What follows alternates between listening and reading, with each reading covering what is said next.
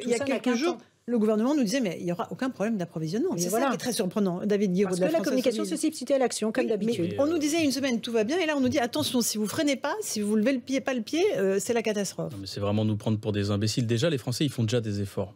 En fait, il y a déjà vous regardez les chiffres de la Fondation Abbé Pierre, par exemple, il y a des centaines de milliers de Français dans ce pays qui ont froid dans leur logement. Ils ne se chauffent pas l'hiver, absolument. Et voilà. Et comment on fait? Je veux dire, quand on a des enfants qui ont froid, qui doivent être en manteau dans le logement, parce que ça existe, hein.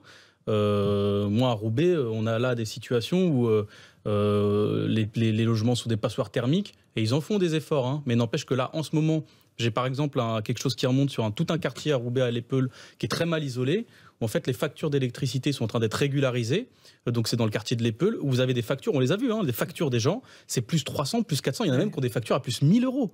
Imaginez quand vous êtes au SMIC, quand vous bossez au RSA, quand vous dépendez de l'aide sociale, une facture à 300 ou 400 euros sur l'année, vous ne pouvez pas. C'est impossible. Donc en fait, les Français font déjà des efforts. Par contre, le PDG de Total qui se met plus 52% d'augmentation sur son salaire, qui a plusieurs millions d'euros de salaire, l'entreprise Total elle-même qui fait quand même plusieurs dizaines de milliards d'euros de bénéfices nets l'année dernière, mais c'est à elle de partager, en fait. Parce que c'est pas vrai qu'aujourd'hui, il y a beaucoup moins de carburant qu'avant. La guerre a déstabiliser un petit peu, je veux bien l'entendre, mais les augmentations de prix, c'est de la spéculation. C'est les normes européennes, c'est pas une crise de la production, c'est pas vrai. Donc on doit faire ce qu'on demande depuis longtemps à la France Insoumise, le blocage des prix et le blocage des loyers. J'espère qu'on va parler tout à l'heure des loyers, parce que ça devient... franchement, ça devient scandaleux. C'est des postes de dépenses absolument hallucinants pour les Français. Et puis là, on nous annonce une augmentation de 3,5%. 3,5% d'augmentation. Non, 3,5%. Et le blocage des loyers.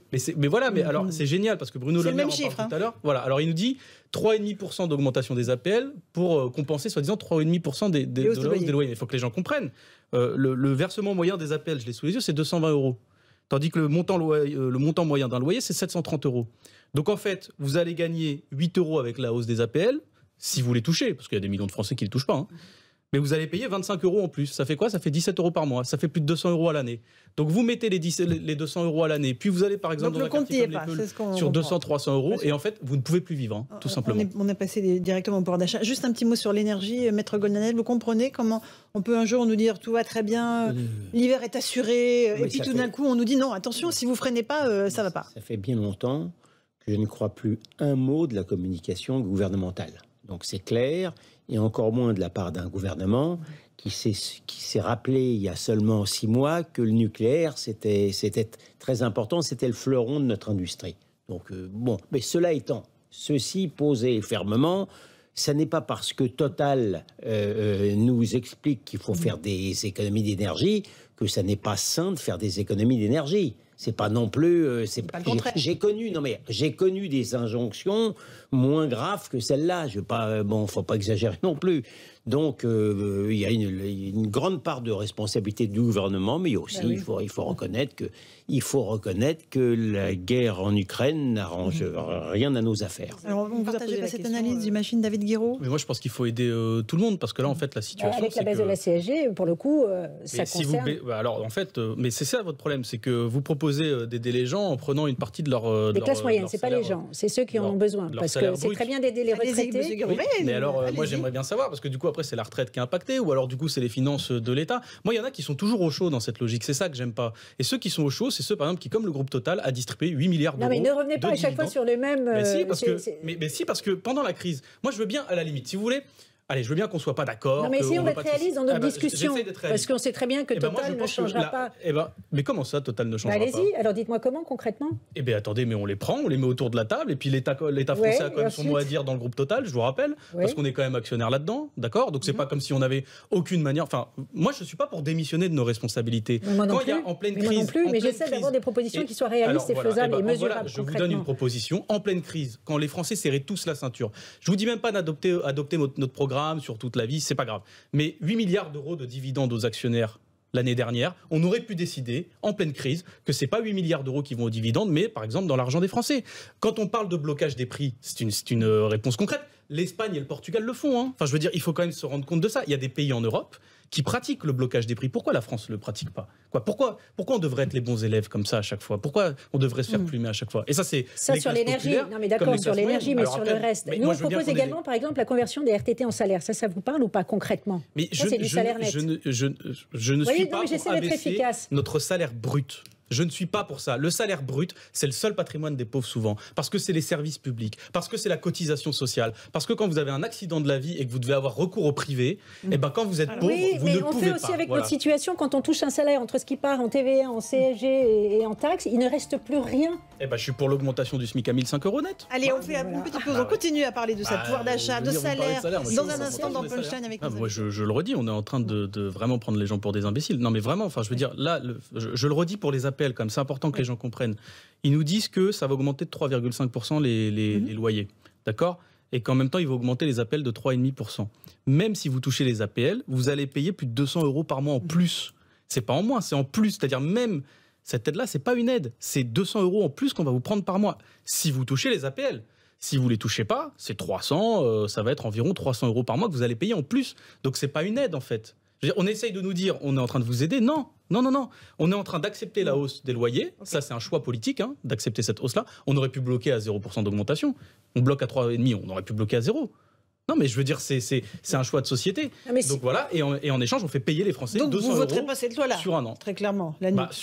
En tout cas, sur ce sujet-là, sur ce volet-là. Après, nous, on essaye d'être utile. On va voir le projet de loi, on va discuter, on va regarder. Mais ça, typiquement, sur la question du logement, qui, je vous l'assure, c'est en train de devenir... Là, socialement, ça devient un carnage.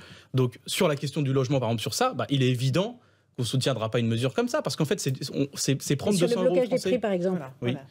Si on bloque les prix de l'alimentation, de l'énergie, de l'électricité, pourquoi pas ? Mais encore une fois, j'attends de voir ce qui va être proposé par le gouvernement. Ça, pour l'instant, on n'a pas d'assurance que ça va être fait. Ils ne veulent pas le faire, en vérité. Nous, de toute façon, on ne votera que les textes qu'on réussira à amender. Si on n'arrive pas à amender, justement, sur des mesures pérennes, parce que le blocage des prix et les chèques à gogo, ça ne fonctionne qu'un temps. C'est temporaire et ce sont des coûts supplémentaires. Donc nous, on est des gens sérieux, raisonnables, avec l'argent des Français. On a une éthique de responsabilité budgétaire. Nous, on l'est pas, c'est ça. Et donc, nous, ce qu'on propose, évidemment, ce sont des mesures pérennes qui s'installent dans la durée. Vous voyez ce que je veux dire ? Oui, mais moi je vois, mais il y a des choses qui ne sont pas sérieuses. Le blocage des prix, c'est bien, mais ça ne fonctionne qu'un temps. Mais c'est pas vrai, regardez. Non, mais attendez. Le coup, vous savez, il y a beaucoup aujourd'hui. Il y a une fracturation de la société française et on l'a vu avec les Gilets jaunes. Et le vrai sujet, c'est la peur du déclassement. Il faut que nous répondions, nous, républicains, parce qu'on doit parler aux classes populaires, à cette peur du déclassement. On est miné par cette peur du déclassement. Est-ce que le blocage des prix temporaires va suffire pour répondre ? Parce qu'ensuite, ils votent Rassemblement National. Vous savez, ceux qui votent RN, ce n'est pas des fachos ou des racistes, c'est des gens qui n'en peuvent plus et qui sont en colère parce qu'ils sont inquiets de ce déclassement. Alors, rapidement, puis après, on passera la parole au troisième. Dans une des deux villes de ma circonscription, à Wattolo, le RN fait quand même 33% au premier tour des présidentielles. On les a battus au premier tour des législatives parce qu'on était sur le terrain. Mais typiquement, dans cette ville-là, c'est quoi le problème des gens ? C'est justement qu'il n'y a pas de blocage des prix. Et quand vous nous dites qu'il faut être sérieux, moi j'estime que c'est vous qui n'êtes pas sérieux. Parce qu'en fait, par exemple, vous regardez. Mais comment vous répondez à cette peur du déclassement avec des mesures temporaires ? Mais c'est même pas continueront d'aller voter pour les extrêmes. Regardez le prix des pâtes qui est en train d'exploser. Les gens galèrent même à manger. Mais là, le prix des pâtes, il n'augmente pas à cause de la guerre en Ukraine. C'est pas vrai, c'est un mouvement de spéculation. Parce que là, on est en train de consommer des pâtes dont les récoltes ont été faites l'année dernière, avant la guerre en Ukraine. Donc ce qui n'est pas sérieux, c'est d'accepter la spéculation. Ce qui n'est pas sérieux, c'est d'accepter qu'il y ait des profiteurs de crise. Et ce qui n'est pas sérieux, c'est de ne pas considérer que l'État ne pourrait pas intervenir. Pourquoi ? On peut intervenir, il y a d'autres pays qui le font. Donc intervenons, on bloque les prix le temps qu'il faut. Mais il faut casser cette spirale de spéculation, casser cette spirale d'inflation. Et pour ça, il faut y aller à la racine du problème. Maître Golnadel, vous avez dans le duel, là, commentant LR-FI, vous avez un mot à dire ? Je vais vous surprendre sans doute, je suis du côté de Mme Evren. Voilà. Mais cela étant, j'ai un peu honte à le dire. Moi, je suis dans une logique libérale et capitaliste.